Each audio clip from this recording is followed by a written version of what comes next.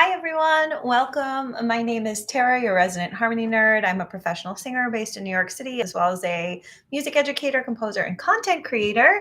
And this is Music Theory Monday. Welcome. Every Monday, I host a session in which I teach you a music theory technique or rule or vocabulary word so that you can then apply that music theory lesson to wherever you are in your musical education journey. And then we take what we learned from Music Theory Monday and we apply it in Ear Training Tuesday, okay, which is an ear training session where we learn how to memorize and hear different musical intervals for things like sight singing and vocal harmony. Okay, so today we're going to be talking about the basic musical intervals that help us learn how to do vocal harmony. Okay, last week we did ascending intervals, meaning going from the low pitch. Oops, my piano's not on, forgive me.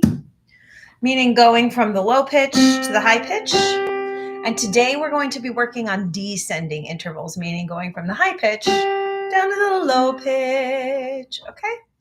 So if you miss any of these live sessions, or if I talk about something that you want a deeper understanding of, every single one of these lives is recorded and then reposted automatically to YouTube. So if you're joining me on TikTok, I have the same handle on YouTube at Resident Harmony Nerd.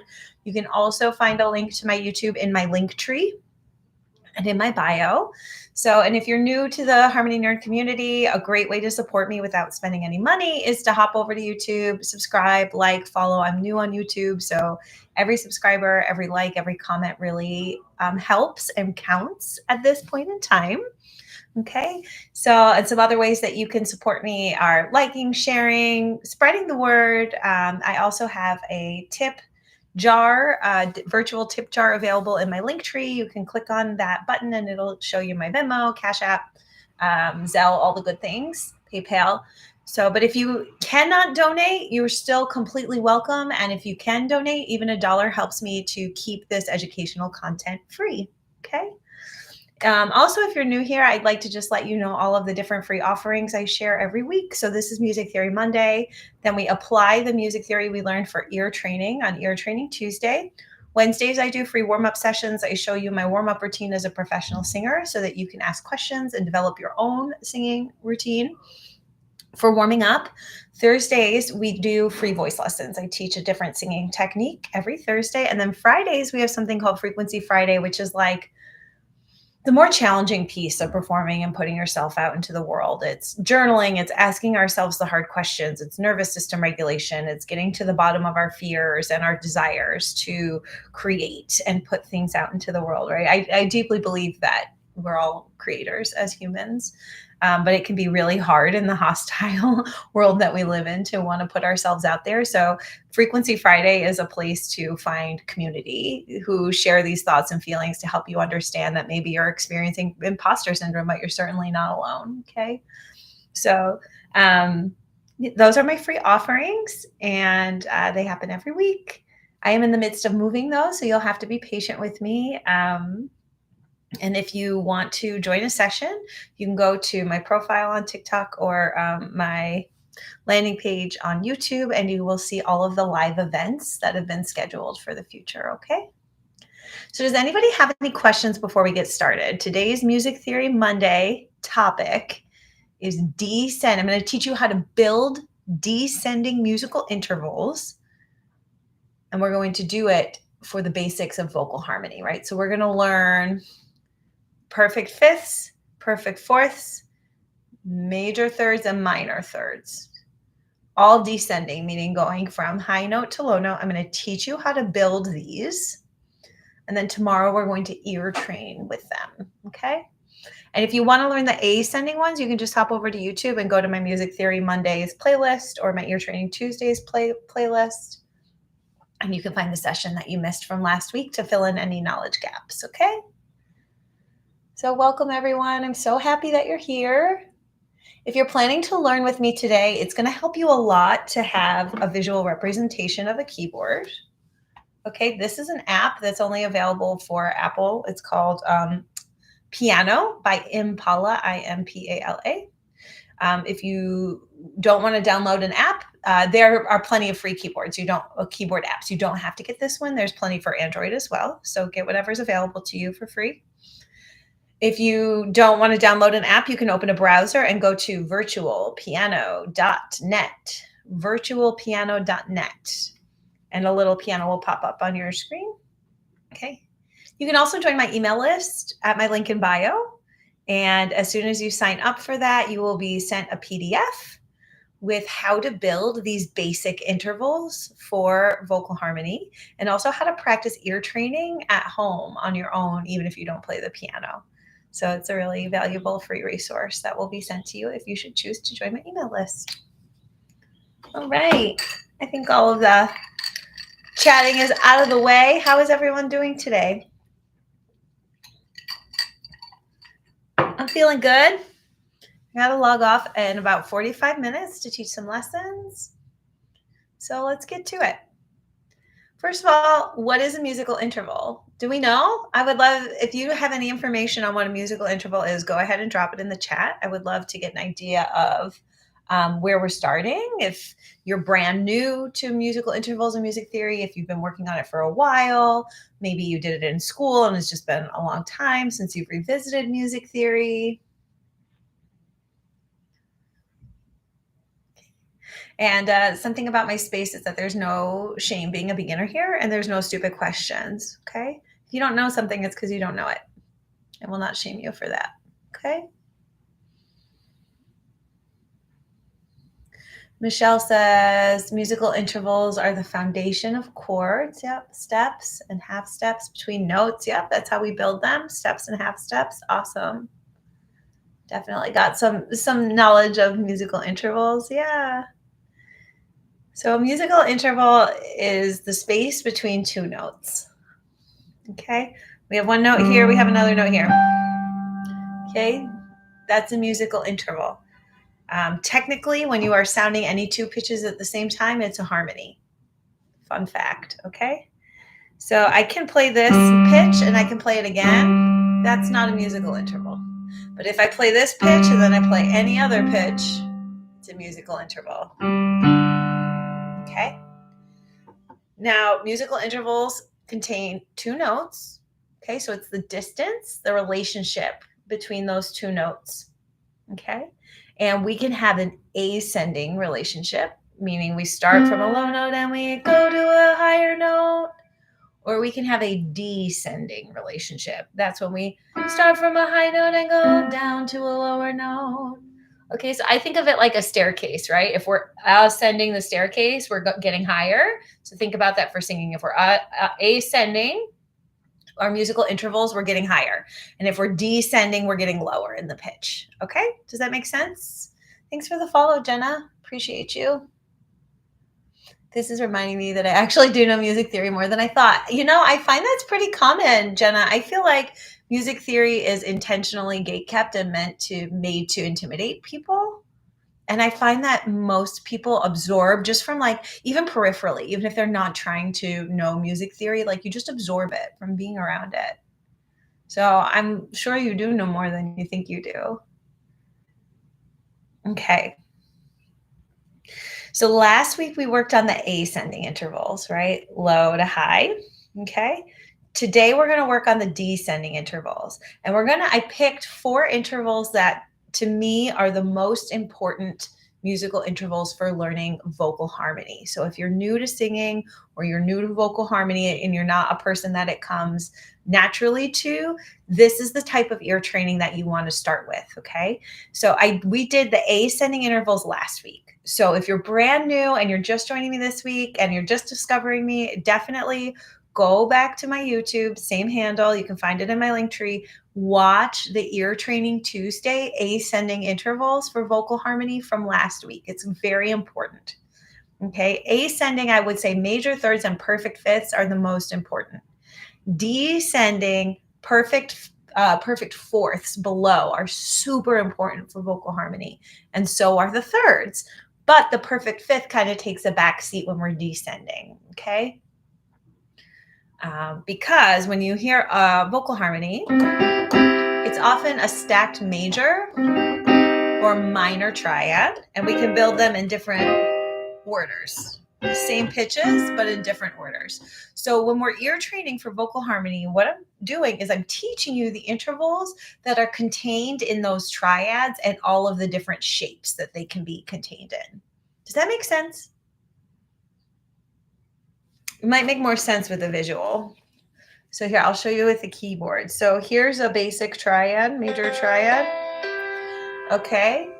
So as you can see for this, my fingers are evenly spaced. So this is a major third, and this is a minor third. Okay.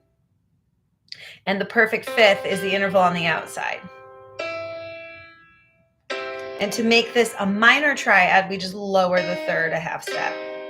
So we still have the perfect fifth on the outside, but the minor third's on the bottom and the major third is on the top. So triads are just about stacking different types of thirds. Okay, but we don't have to stack them this way. We can use the same ingredients, the same notes, and stack them in different orders. Okay, so the same pitches are contained, but do you see how different the shape of my hand is? That's why we also need to learn fourths and not just fifths, because when we rearrange the shape of the triad, this is called an inversion. When we rearrange that, the intervals, the relationship between the notes become different, even though the pitches are the same. Make sense? It doesn't make sense to you.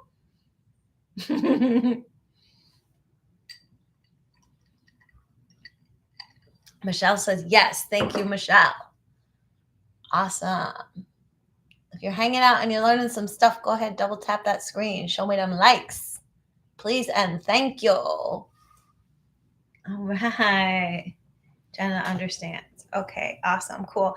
If you want to learn more about inversions, which is how to rearrange triads, there is a Music Theory Monday on inversions and an Ear Training Tuesday on inversions in my playlists on YouTube, my replay playlists, okay? Okay, so let's start talking about how do we build an interval. So when we build an interval, we start with half steps. What is a half step? A half step, it can also be called a semitone. This language is interchangeable in the way that we're using it, okay? It's the smallest interval you can have in Western music. Does not apply to Eastern music. We're exclusively talking about Western music, A440 hertz tuning today, okay? So a half step is the smallest little space. So if you're looking at a piano, it's the white key and the black key right next to it. Or maybe it's these two white keys that are right next to each other with no black key in between. You cannot go from one black key to another black key and have a half step. Doesn't work that way, right? It has to be the very next key, whether a white key or a black key. Okay, so I'm starting on this one. That's a half step. Going back down is another half step. Going down again is a half step. Going up is a half step. Does that make sense? And sometimes two white keys. So let's everybody find a C, okay? I'm on C4, which is middle C. If you don't know how to find a C, find two black keys, okay? Then looking at the keyboard, you're gonna go directly to the left of the lower black key, okay? And you should have a pitch that sounds like this, okay? And now we're going to play every single half step that exists in Western music. So starting on a C, then C sharp, D, D sharp, E, F. Do you notice how we went from E to F? We didn't say E sharp. We could say E sharp, but F has its own note name, okay? F sharp, G, G sharp, A sharp, B, and then we're back to C. Now let's do these semitones or half steps in reverse. So as we went up, they were sharps because we were raising the tone. When we're going down, they're going to be flats because we're lowering the tone. Okay, let me know if there are any questions or clarity needed on that. So starting again on C, but an octave higher, now I'm going down a half step to B, down a half step, B flat, A flat, G, G flat, F, E, E flat, D, D flat, and we're back to C.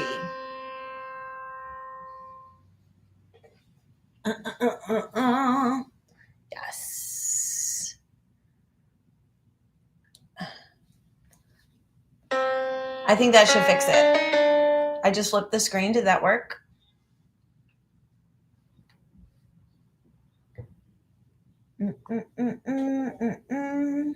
Yeah, Michelle, this is the music theory that I use most often. This is why I'm choosing to teach it as a professional singer, because when I'm singing a song and I'm making up harmonies on the fly, I'm using these intervals that we're learning today to just create. So like the reason these intervals are so important is because when you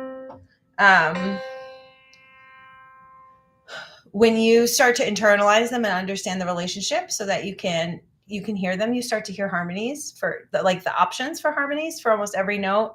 So like someone could do, I don't know, I could be on stage and somebody's singing a song I never heard before, and let's say the song goes like like I can just hear all the harmony options because I've trained these intervals so deeply. So I would say that like this ear training, major thirds, minor thirds, perfect fourths, perfect fifths in both directions is probably the most, the music theory that I've used the most throughout my life and my career.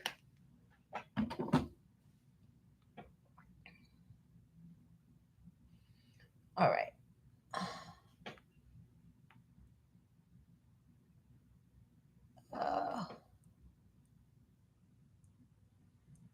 Okay. I think that worked. Yeah, because I'm on the other side, which is annoying because now you can't see the thing. There we go. I'll do it like that. Okay. I get so confused when I flip the screen around because I'm used to pointing the opposite direction. Okay. So now we've gone through all the half steps. I hear it before I can name it. Yeah. It depends. I don't necessarily name the intervals as I'm singing. Like I'm not picking up a harmony part and thinking, now I'm singing a third, now I'm singing a fifth. It just kind of happens. But getting to know the thirds, fifths, and fourths inside out allows me to, especially when I'm working with other singers and there's already 2 or 3 harmony parts covered, it allows me to hear what's missing and sing in the filling note, sing and fill in the missing note. Blah, blah, blah. Yeah. Okay. So taking half steps, we're going to start with perfect fourths below. Remember, we're doing all descending intervals today from high to low. Okay. So we're going to start, let's start on a C. This is my middle C here. Okay. And we're going to learn a perfect fourth below. It sounds like this. Do, sol, or 1 to 5 to 1 to 5. Let's talk about scale degrees quickly, actually, before we keep going. Okay. So we're working in the key of C right now. So C is going to be your 1. Okay. Which means D is your 2, E is your 3, F is your 4, G is your 5, A is your 6, B is your 7. And then we're back to C, which is the octave. Okay. I ran out of space on my keyboard, but I think you get the idea. Okay, cool. So when we're in the key, the pitch is the scale degree, right? So like this is also relative. So if we're in the key of C, C is our 1, our first scale degree. If we're in the key of A is our 1. It's our first scale degree.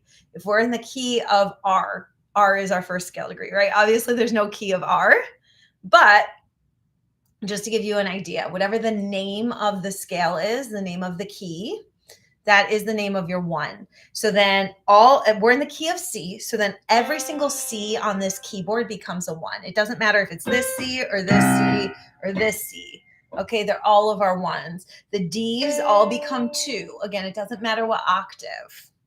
E's are 3, F's are 4, G's are 5s. Okay, so when we're starting on our 1, our C here, and we're going to the perfect fourth below, we're landing on a G. Okay, so this is our 5th scale degree.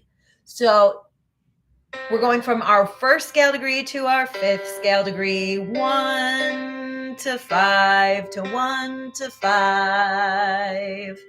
Okay, so we're moving from scale degree 1 to scale degree 5, but the interval is a perfect fourth.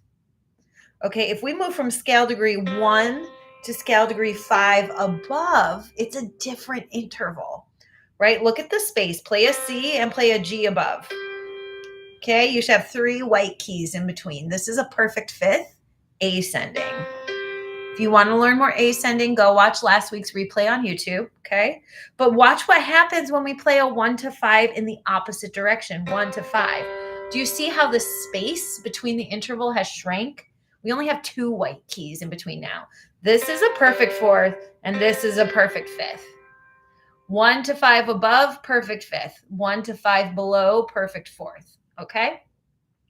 There are 1, 2, 3, 4, 5 half steps in a perfect fourth.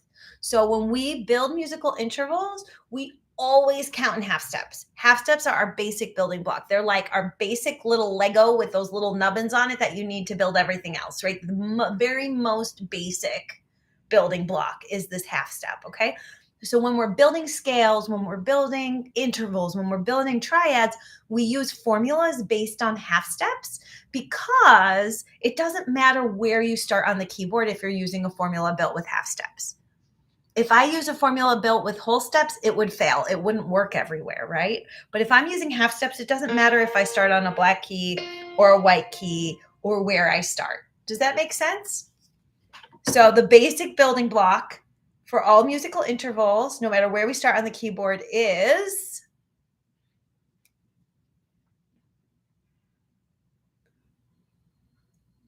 half step. Smiller says, or S. Miller, half step. Yeah, see, you got it. Only a minute in, I'm so overwhelmed. This is why I play by ear. Yeah, I think I would like to respectfully suggest that you're feeling overwhelmed because you've been telling yourself that it's overwhelming, and it's not. It's really not overwhelming information. It's taught in an overwhelming manner, but the information is absolutely learnable. It's absolutely digestible. If you can play an instrument, you can learn music theory. Okay. And I'm sorry for all the gatekeeping and bullshit that's been surrounding it because it's there. I went through it too, when I was in school, but I am a math nerd, so it made sense to me. So I loved it and I clung to the unnecessary complexities of it. But there's no need. There's no need for it to be so complex. Right? And I think part of the reason music theory is so complex is because there's a lot of words, right? A lot of words that we don't know. And a lot of them are interchangeable with one another. Sometimes they are and sometimes they aren't. And that makes it really overwhelming and confusing as well. So, but if you have any questions, drop them in the chat. There's no stupid questions here. If you don't understand something, you haven't learned it yet. And that's okay. John, if you want to learn how to build triads, then you go to my Linktree, join my email list. You'll be sent a PDF with the music theory on how to do that and also how to ear train them on your own if you don't play an instrument. You can also go to my YouTube and watch. There's a session on building major triads, building minor triads. If you go to YouTube and click my YouTube's also my Linktree. Click the Music Theory Mondays replay playlist. There's also an Ear Training Tuesday replay playlist, but we're not building chords today. We're building intervals for vocal harmony, which can be built into chords, but that's not what we're focusing on today. Good. I'm glad you appreciate that, S. Miller. Can I call you Smiller? This is so fun to say. My 2-year-old knows the piano notes. How old should she be when she learns basic theory? I think probably the sooner that you start weaving it in, the better. Because when we're little, we don't really consider information overwhelming. We just kind of absorb it, So, all right. So now that we know we're building with half steps, we're talking about building a perfect fourth below, okay? So we're going to take 5 half steps. P4, or perfect fifth, equals 5 half steps. If you want to hold on to this knowledge, write it down, okay? So, and these formulas work in both directions, ascending and descending, okay? So just for fun, let's start on our C, and we're working with descending intervals today. So let's count 5 half steps below. Now, the note you start on does not get counted. It's considered 0, okay? So let's count 5. So this is 0. We're starting on C. That's our 0. Count 1 half step down to a B, 2 half steps down, 3 half steps down, 4 half steps down, 5 half steps down, and you should land on a G. Okay? So then when you go back to where you started, G, C, G, 1, 5 below, do, sol. It sounds like a timpani, or like the beginning of the Olympic song, dum, dum, dum, dum, dum, dum. If you know Moana, I've been staring at the edge of the water long as that I've been staring. Those are all perfect fourths below, okay? So it's really great for ear training, which we'll talk more about tomorrow during Ear Training Tuesday. I'll give you more song examples that you can use to memorize these intervals. So first, what we're trying to do is we're trying to learn how to build the intervals so we can check our work. Then if you're wanting to learn how to sight sing or how to harmonize, you're going to want to internalize these musical intervals. And the way that I internalize them is by picking a song that has the interval in it and using that to memorize it, right? So if I'm like, oh, a perfect fourth below, what does that sound like? I've been staring. Okay, so then it doesn't matter where I start. I will be singing the correct interval, if that makes sense. And if it doesn't make sense, join me for Ear Training Tuesday tomorrow. Okay, so now let's, just for fun, let's also try to build a perfect fourth going up and see what happens. So how many half steps are in a perfect fourth? We did go over this. If you remember, drop it in the chat. And if you don't remember, that's okay. Oh, look at you all. 5, 5, 5. Correct, correct. So starting on our C again, remember our C is 0. And then we count up 5 because we're doing an ascending this time. Hi, Amanda. 1, 2, 3, 4, 5. Notice we landed on an F this time, or the 4th scale degree in the key of C. So we have 1, 4, 1, 4, do to fa, or C to F. Now, for ear training, a tool you might use to memorize this is Here Comes the Bride. But notice how this is different from a perfect fourth in the opposite direction. I've been staring at the edge, okay? So even though the space between the notes is the same, our ears can, and in our vocal instrument, it can feel very different to do ascending versus descending. Does all of that make sense? Are there any questions on that? Okay, let's practice one. I'm going to have you all let's start on an A. Find an A.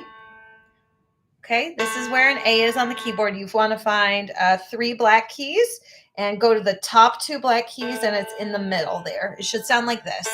If you're matching this pitch, you're on the correct one. And now I want you to find a perfect fourth below. Okay, so you're going to count 5 half steps starting on A. A is 0. And I want you to drop in the chat what note you land on. Perfect fourth below. Thanks for all the follows, everybody. Yep, Here Comes the Bride. Good ear, Ebony. Brett, I just jumped on, and I feel if one knows how to play an instrument, they have a leg up on tuning. Yes, I agree, Brett. But you don't have to know how to play an instrument to absorb this stuff. And I think that that's really important, because I think a lot of people, especially singers, think that they have to play an instrument in order to understand music theory. It's not true. And so myself as a singer and a music teacher and a voice coach, what I like to do is empower vocalists with the music theory that I know as a professional singer is going to help them communicate with instrumentalists, right? That's why when I'm teaching you this stuff, I teach it in scale degree numbers instead of solfege. Scale degree numbers are like 1, 2, 3, 4, 5, 6, 7. Solfege is do, re, mi, fa, sol, la, ti. Instrumentalists don't know do, re, mi, fa, sol, la, ti. They might from music school when they were forced to do solfege singing, right? But like if you say to a guitar player, can you play the do, so, mi, like progression thing? They're going to be like, what are you talking about? You want to be able to speak to them and say, I need a 1, 4, 5 chord progression in the key of C, or, whatever, so that they can help accompany you and work with you together. So that's kind of what I focus my music theory learning on, especially in my private lessons. All right, we got E's. Thanks for the follow, Crystal and Landon. Yes, E is correct. Look at all you smarties. You smarty pantses. All right, let's try one more. We're going to start on a black key this time. Everybody find an F sharp or a G flat. Why did I say or? Because F sharp and G flat are the same note with different names. We can start from an F sharp and go up. We can start from an F and go up. When we start at a pitch and we make it a half step higher, it's a sharp.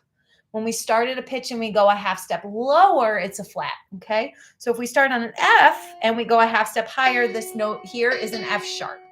But if we start on a G and we go a half step lower, it becomes a G flat. Okay, so let's call this a G flat, right? Because I want us all to be on the same page as we work together. Okay, so yes, they're called enharmonic equivalents. Very good, Michelle. Yeah. When a sharp and a flat are the same pitch, but different names, that's called enharmonic equivalent. Hi, Ogigmo. Hi, Jeffrey. Nice to see you today. So we're going to start here on a G flat. We're going to count 5 half steps to find the perfect fourth below. Let me know what you get. Drop your answer in the chat. Remember, our starting pitch is 0.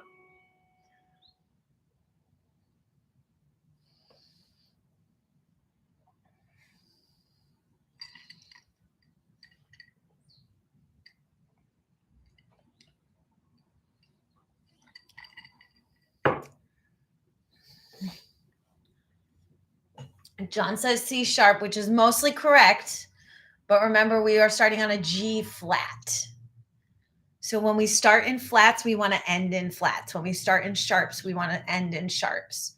So if we started on G flat, instead of calling the answer C sharp, what would we call the answer?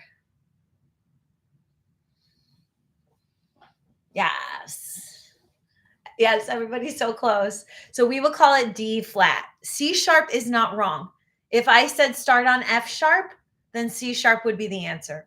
But because I said let's start on G flat, then D flat becomes the answer. Does that make sense? Because we're not going to mix and match sharps, right? If you ever look at a key signature, it's either all flats in the key signature or all sharps in the key signature. And as a general rule, if we can stick with the same language, we want to stick with the same language. D flat is D flat. Yes, correct, Logan. That is a smaller case B is how we write a flat on a keyboard, and a hashtag sign is what we use for a sharp sign, like the number sign. So, or you can also type out the whole word flat. That's also acceptable. You think in sharps. Are you a guitar player? I feel like guitar players tend to think in sharps and piano players tend to think in flats. It's not not a rule for everybody, but it seems like a pretty general rule. Hi, Betty. Nice to see you, honey. Thanks for the heart me.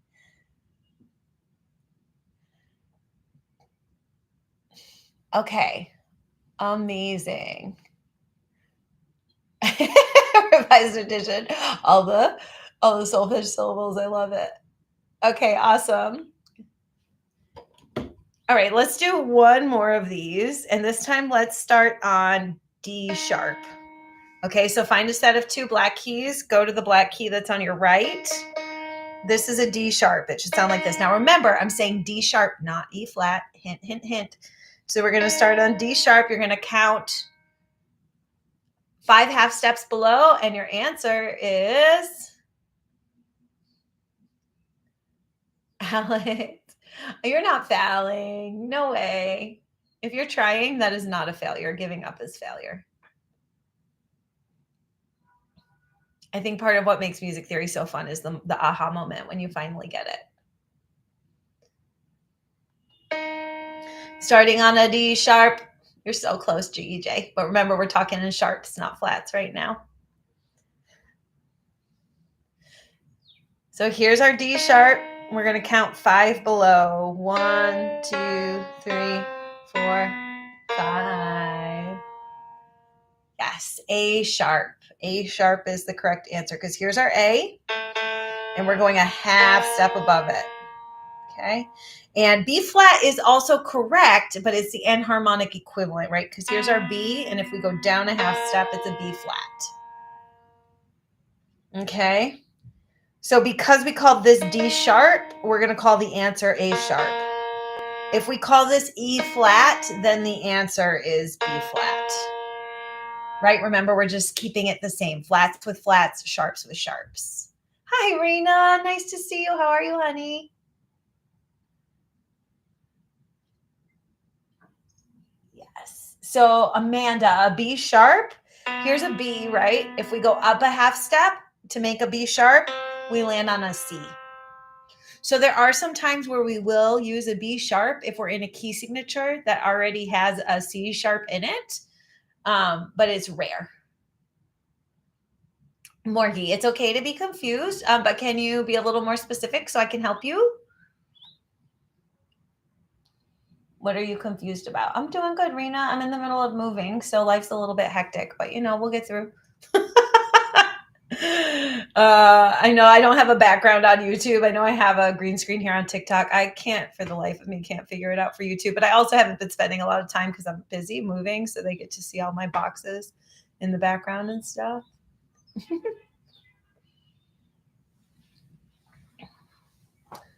Yeah, maybe we'll spend maybe next Music Theory Monday. We can just do a whole session on sharps and flats and uh, how they work. Yeah. Yeah, moving is all of those things, Rena. I've had to move a lot since 2020 and I'm just really tired and over it, but that's okay. Okay. Running out of time. So let's talk about building some other intervals. Let's move on to descending minor thirds. Oh, you're in the middle of moving too. I'm sorry, Betty. We'll get through. We'll make it through. Okay. Starting on C again, so that we're keeping it simple. We're now going to move on to minor thirds below, okay?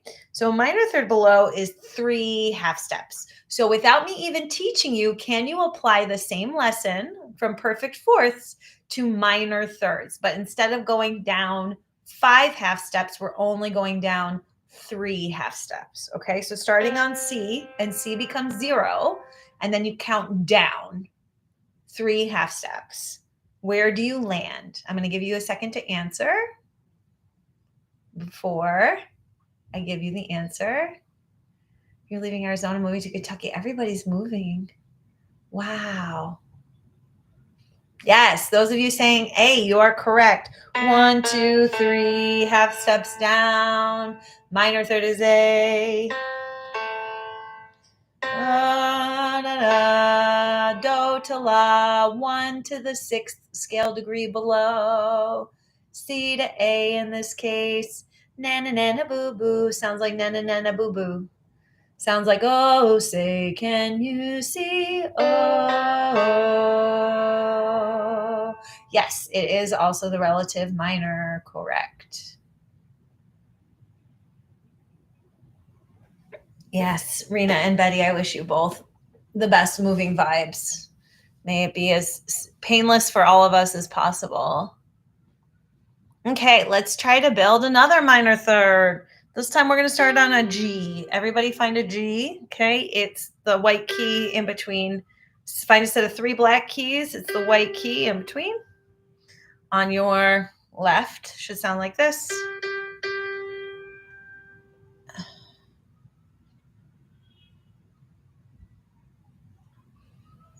Okay, and where do we end up? What answer did we land on? Minor third below, counting 3 half steps. Geekmo got it right over on YouTube. Who's going to get it right on TikTok? Remember, folks, if you want a deeper understanding of this, you can download the free PDF at the link in my bio. Join my email list, and it'll be sent to you right away. Boop. How to build triads for vocal harmonies. Okay. E is correct. Great job, Amanda. Heck yeah. All right. Let's try one that starts on a black key. So everybody, we're going to start on a C sharp. I'm calling it C sharp, not D flat. Starting on C sharp. Okay, find 2 black keys. It's the one on the left. And then count 3 half steps below. And where do you end up? What's your answer? It's so funny listening to y'all talk about the heat. Well, it's still winter in New York. Yes, everybody on TikTok is getting it correct. Heck yeah.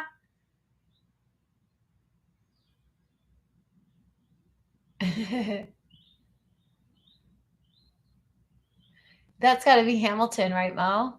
I've had to sing a couple Hamilton songs at weddings. Dear Theodosia, what to say to you? Right? I think that's one of them. I also had to sing this, and I was like, ooh, I do, oh, you. That's fun. Singing musical songs at weddings is always a little interesting, but I'm here for it. Okay, everybody who said A sharp is correct. Starting on C sharp, going 1, 2, 3 below. And that seems too like we're starting to understand the relationship between sharps and flats, right? Because we started on C sharp, we ended on A sharp. If we had started on D flat, we would have ended on B flat. So it seems like everybody is understanding that concept. So, oh, there goes the iPad. Okay, so let us now try major thirds, okay? Major thirds, same exact thing. We're only doing descending from high note to low note, okay? They are, let's think about it. If a minor third is 3 half steps and a perfect fourth is 5 half steps, what would a major third be? It's going to be in the middle. So how many half steps do you think a major third has? Minor third is 3. Perfect fourth is 5. Major third is right in the middle. How many half steps do we think a major third has? That's correct, Jiggy J. 4. 4 half steps in a major third. Starting on our C again. Okay, I'm sorry, I don't have my visual. My iPad died, but everybody find middle C. Find 2 black keys. The C is the key to the left. Okay. Go to virtualpiano.net. If you don't have a piano at home, open a browser, virtualpiano.net. Okay. And we're going to count 4 half steps down. What note name do you end up on? We're starting on the C. We're going 1, 2, 3, 4. What is this note? Drop it in the chat.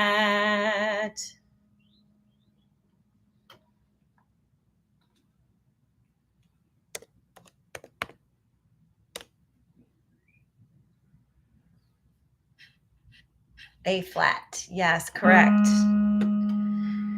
Now, because we're in C, I would say this could also be called a G sharp, right? C doesn't necessarily have any sharps or flats, so I would say that A flat or G sharp would be a correct answer for this one, simply because the key of C has no sharps or flats, so there's no indication as to which direction we should go with it. Does that make sense?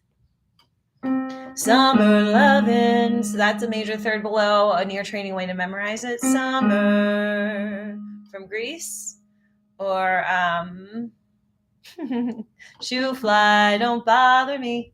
Okay, a couple ways to memorize that interval. Okay, let's practice. Let's do 2 of these. Everybody find an F. You're going to find 3 black keys, and you're going to go to the white key directly to the left of the lowest black key. Should sound like this. An F is now your 1. Can you find the major third below?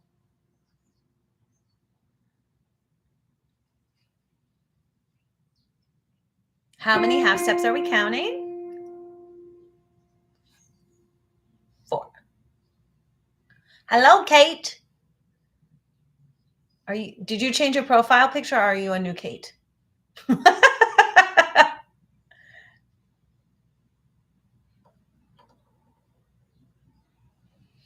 D flat, C sharp, D flat. Yes, you changed your picture. Welcome. I hope you're feeling better.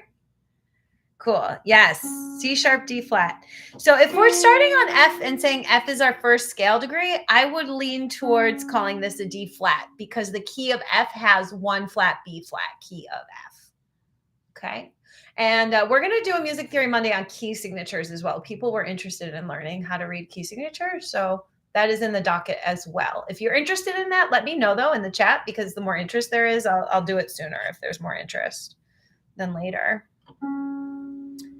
Yes. Okay, cool. And now let's try one from a black key. So everybody start on a B flat.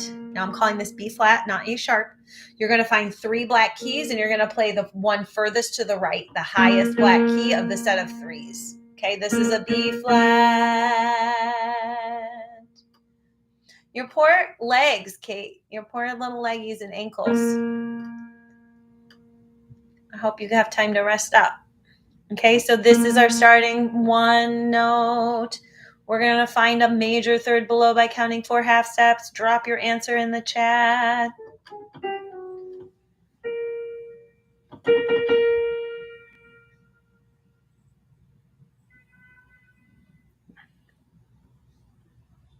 We have F sharp, G flat. Okay. So let me ask you this. We're starting on a B flat, not an A sharp. So would we prefer calling this an F sharp or a G flat if we're starting from a B flat?